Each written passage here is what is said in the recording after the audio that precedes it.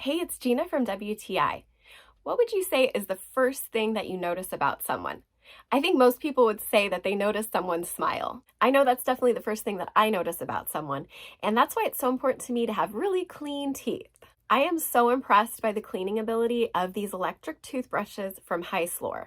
The last time I went to the dentist, he recommended that I get an electric toothbrush because I am an overbrusher and I'm starting to get some gum recession.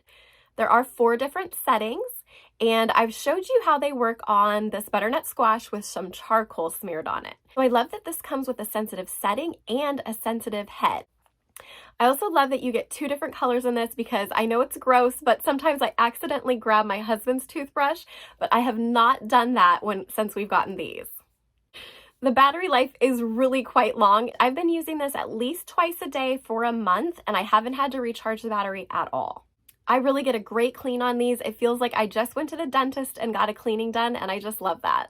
This is what they sound like. They're not very loud at all. And I don't think that they rattle too much or tickle too much. I am loving these electric toothbrushes from Hyslor. They're an excellent value. They work so well, and I love using them. And that's my point of view.